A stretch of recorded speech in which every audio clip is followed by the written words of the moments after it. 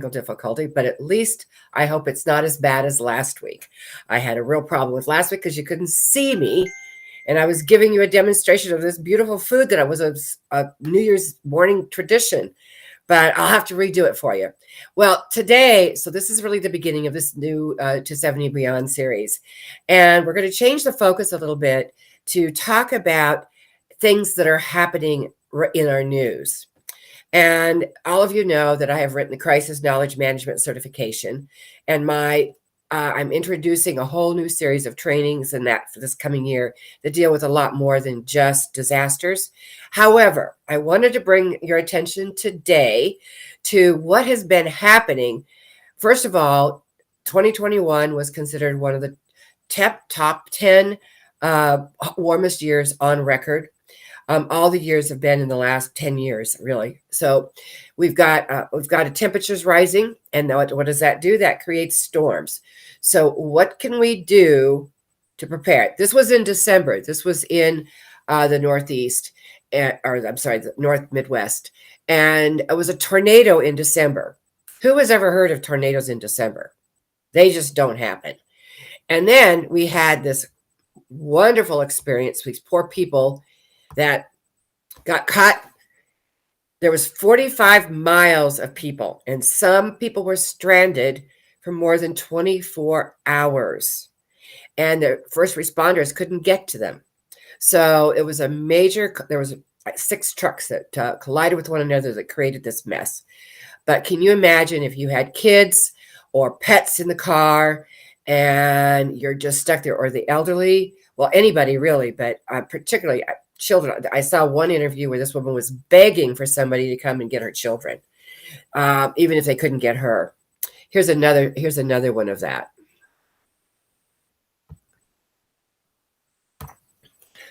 Look at that mess. 45 miles. Unbelievable. Then we had, get rid of this one. Just a couple, like yesterday or the day before, we had this. That was flooding in Washington State. And at the same time there's flooding in Washington State, there's another blizzard that's going on in New England. And what we're hearing about, a new term I heard last year for the first time called atmospheric rivers. Atmospheric rivers are like sideways rivers that are coming off the Pacific Ocean. And that's what's really causing all this havoc all the way across the country. So let's go back to this one for a minute. What do you do if you're stranded?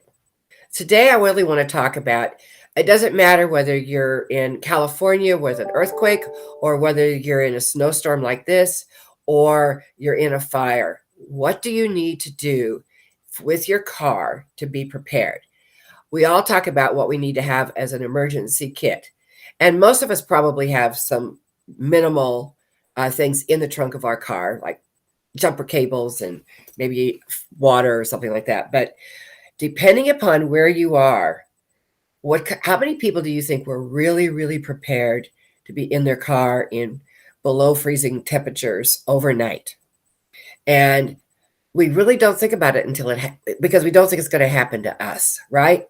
Okay, well, first of all, I want you to think about where you are, where you're located, what the potential risks are, and what you would need to have. Obviously, you need to have backup batteries, and because you can't be running your car all the time if you're going to be stranded that long. You have to have backup batteries for your cell phone, maybe a solar charger. You need to have blankets. If it's hot, you need lots and lots of water and ways of cooling yourself. Maybe an extra cell phone might be handy to have.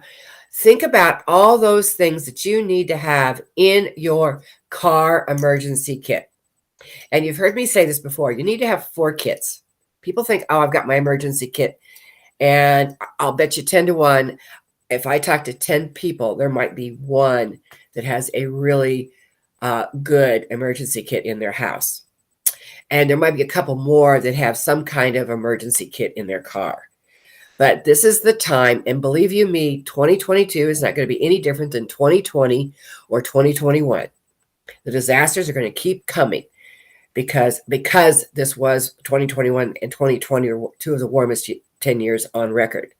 2022 is not going to be any different. So what do we need to do? When the temperatures rise, what happens is it becomes more extreme. So the colders get colder, the hotters get hotter, we have torrential rains, and we have drought. Those are all a result of having a little bit of a temperature rise.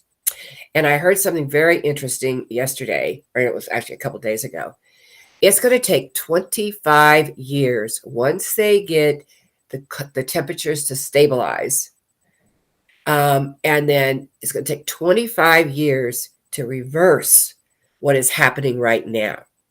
So think about it. I won't be here, but think about our children and our grandchildren. So I really want this year to be a year about sustainability and what we can do to help our planet get back into good shape. And we don't have incidents like this. So think about where you're located. Think about what you have in your car right now. What else do you need to have in your car? Maybe you need to have a little portable heater if you're in cold temperatures. And think about, so January of last year, we had an ice storm that covered the entire state of Texas. The entire state of Texas. That had never happened before. Pipes froze. People were without electricity, some for 2 weeks. Think about what you need to have in your home. Think about what you need to have in your car. Think about if you work away from home, what you need to have at your work. Then you need to you'll have a big bag that has everything in it, but then you might have to be rescued. So you need a go bag that you just grab and go. And then if you have children or elderly or people with disabilities, they all need their own bags. But let's start with the beginnings. First of all, let's start with the car bag because we're just getting into winter. So let's start there.